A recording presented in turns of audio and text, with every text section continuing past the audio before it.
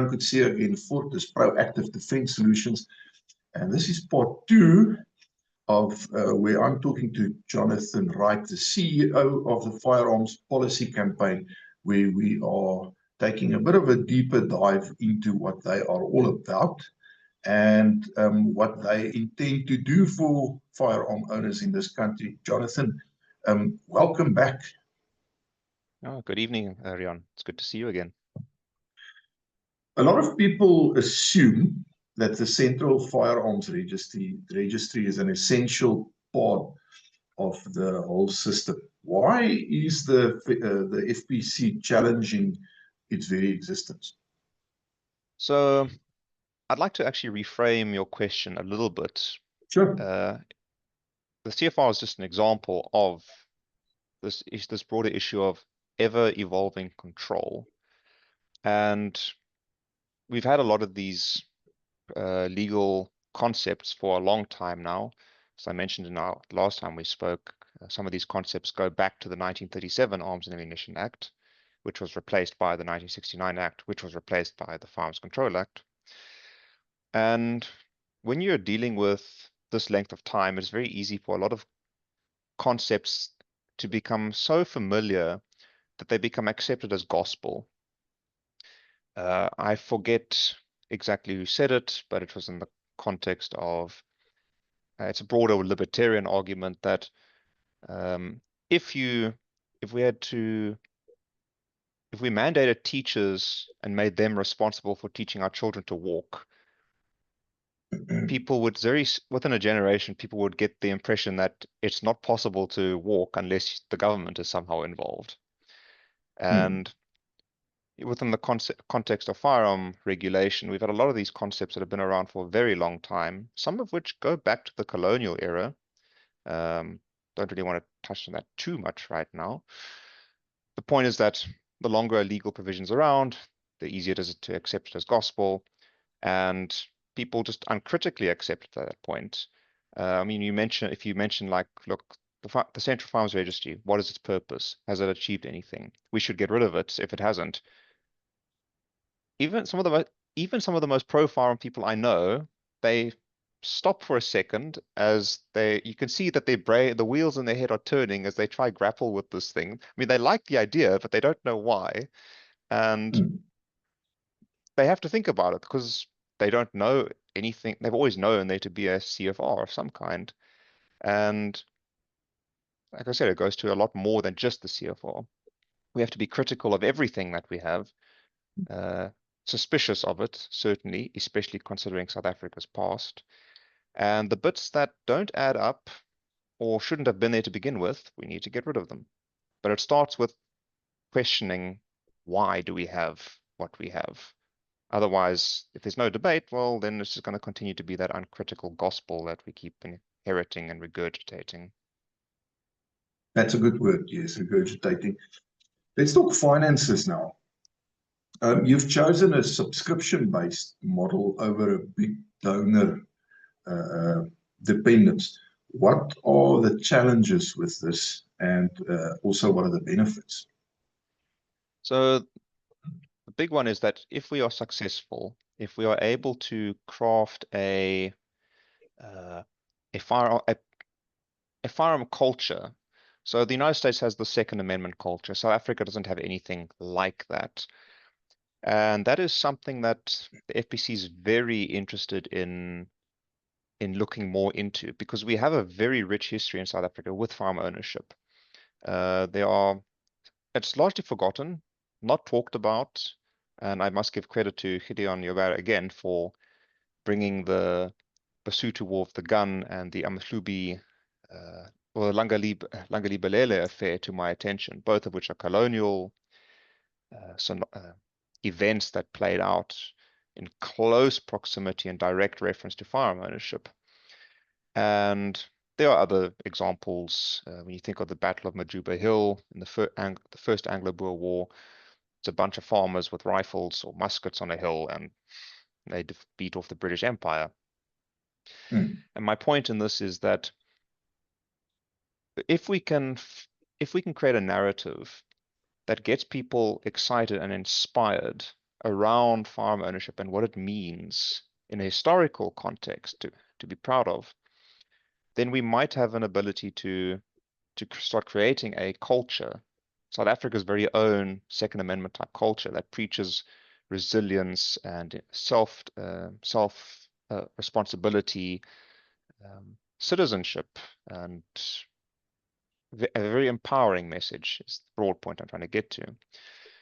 If we can successfully convey that and we can get people excited about that, then hopefully people will start looking to the FPC for more of this, get behind the message that we preach and that people such as yourself preach, the be your own first responder in an emergency. And if we can get people excited and behind us, then they can fund us. And that makes us more resilient because we are no longer dependent on a single big donor. It's often the case in nonprofits that they become very reliant on a single big donor, and if they just pull out, well, then they've got a problem. They've got to try and plug the financial holes. They have obligations and things like that. So we really want to build a grassroots movement in this sense. And that becomes a lot easier when you have a narrative. And there are many ways to tackle that. Obviously, the existing organized space is quite saturated at the moment, I think, with different organizations. But there's a very big untapped market in the sense, in the concept of black firearm owners in South Africa, the township environment. This tends to get some people thinking, ooh, this gets them a little nervous, but no, they have a No, legitimate interest, just as anybody else of does. course. Just because they Yes. live in a township that may or may not be rife with crime doesn't change anything. In fact, it makes it even more important for them. And they are Yes. largely unrepresented. And I should have a meeting next week. I had one a few weeks ago. I have another one next week, I think, with the CPF in the Wantley Township. And this is a completely new thing. We have no idea where it's going to go. We are just slowly cracking this nut open and just seeing what are the opportunities, what are the challenges in the township environment for CPFs. How can the FPC get involved in that broader public safety context and use that as a way in to reach these unrepresented and to carry essentially the gospel of firearm ownership to a wider Yes. audience. So, if you look at your current situation in terms of your organization, where do things stand today in terms of your corporate structure, legal statutes, and your capacity to act? Well, the good news is that we have our public benefit organization status now. There was a bit of a mix-up Okay. with SARS, but now we have it, which means that if people donate money to us, we can actually give Section 18A certificates that they can then use to reduce their tax burden. Obviously, a big part of this is the FPC. We want to be reliant on a large grassroots army of lots of small donations, but big donors will be necessary. PBO status makes us more attractable to them as well for that reason. So we need to actually, it's like only in the past few days that this happened. So we still need to really develop a strategy for this. Like a lot of people in the firearm community, the organized firearm community, we all have full-time jobs. Outside of this is a full passion project on the side. We would like it to become a full-time thing if we can get sufficient funding to get there. And that's another, if we can achieve that's another thing that would actually make the FPC very different to a lot of the other organizations in this space, because then it would be a full-time thing. It wouldn't be Yes. dependent on our other schedules of keeping a business running or whatever the case might be. And we are continuing. My doctorate is not yet 100% complete. It's very close to being done. I mean, just in the past week, I came across some new revelations. The role of Gun-Free South Africa in creating the Firearms Control Act, the late 90s. There's a lot of murkiness there, a lot clearer now. Nearly a whole chapter dedicated to that. Okay. And with that, it makes it easier to, it gives us more to work with in creating a narrative that we can then put in parallel to ongoing legal research. And once the doctorate's done, once we know this end-to-end story of the history of firearm regulation in South Africa, we have that foundation to start doing more research into other areas, effectiveness reviews, things like that, that can actually help the broader community in the long term. Because we don't have that. It's very disjointed in the bits, in the ways that we do. A lot of it's anecdotal and personal experience, direct experience. And so that's So all coming you together. mentioned you mentioned that your own legal research for your doctorate, after which we're going to have to call we're going to start calling you Dr. Jonathan Wright. That has a certain ring to it. So with your legal research concluding, you said, I think in December 2025, what's the next step now for the Firearms Policy Campaign as you prepare to go public with this organization? Well, yeah, 2025 was the goal. Although my supervisor was supposed to come back to me today with his comments on part 3 of this 4-part doctorate. And he hasn't, and he still has to do part 4, and I need to finish that all by the 1st of September if I'm going to graduate in December. So it's looking like March next year, but Okay. well, doesn't really matter, I think. Anyway, so what next was your question. Well, once it's done, I mean, even now we're starting to do things. The FPC is 3 years old in November this year. And we don't really have all that much to show for it. We just got the PBO status. That took forever to sort out.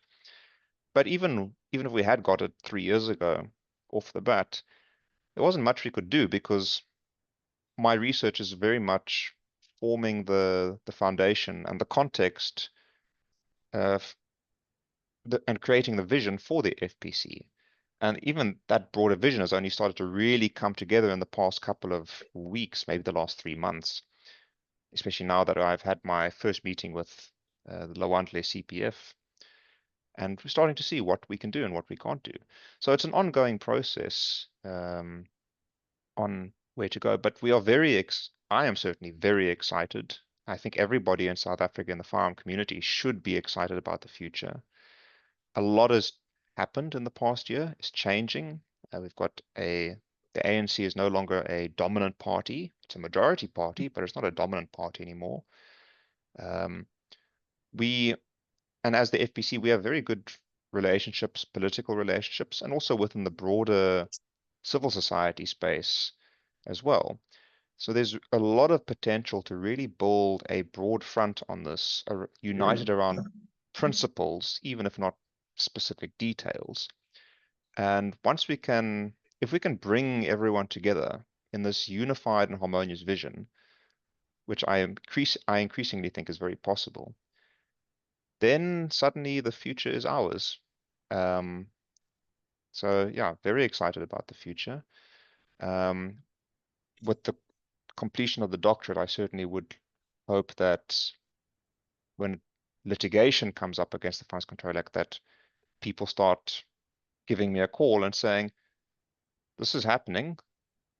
Can you provide any inputs here? Would you like to get involved? That could help our case, sort of thing.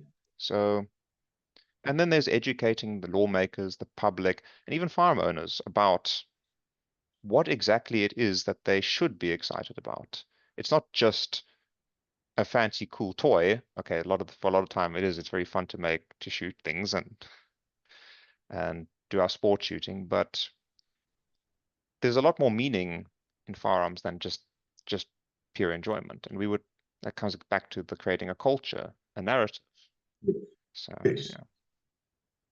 So if we've now managed to pique people's interest with these 2 videos, what's the easiest way for people to get a hold of you if they've got questions or if they are maybe interested in becoming a part of your organization? And how can they best contribute or support your goals at this time? So the best way that anyone can really support us at the moment is follow us on social media. We have a Facebook group called the Firearms Policy Community. We have a page called the Firearms Policy Campaign. We even have a Twitter or X handle, which doesn't get much traction because that is such a toxic cesspool. I don't like going there. Yep. We have a website through which we make it quite easy for people to donate. we're gradually building up the content repository on our blog, which we also have there. And as far as the social media presence goes, especially the group, people, if you can ask questions, pose interesting thoughts or opinions that you may have, just get discussions going. That helps. It drives the algorithm. The group is about 5,000 members now. I've personal experiences, once you hit about 6,000, then Facebook groups tend to spiral quite a bit. They can blow up quite easily. Use the opportunity to educate others and to also be educated, broaden your mind. And as far as, I mean, I've mentioned this Lwandle CPF thing. As that goes, we would like to be able to turn that into a reproducible concept, so that other people who are passionate about this topic can be part of this grassroots movement that I've mentioned before, that they can, with FPC support and guidance, that they can go to a local township in their community and repeat the positive results that we are able to replicate. But that's a little way off. We're just saying that we would like people, if people want to get involved, well, this is the sort of thing we want to do. We really want to be able to give people concrete ways to actually get involved and make a difference, rather than just sit on the sidelines with moral support and giving a bit of money, which is helpful. We're not going to quibble about that, but we really want to create, again, that culture, that excitement around the topic of firearm ownership. Okay, now, just for the viewers, we will be displaying the Firearm Policy Campaign's social media pages, their Facebook page, specifically on the video itself, to make it easy for you to remember and go give them a like and a follow. And from there, it's obviously easy enough to get in contact with Jonathan. And if you've got questions or you can add to the discussion, that's a good place to do it. As always, like the video, subscribe to the channel. You guys know the story. Click on the bell icon so that you can get notifications of future videos.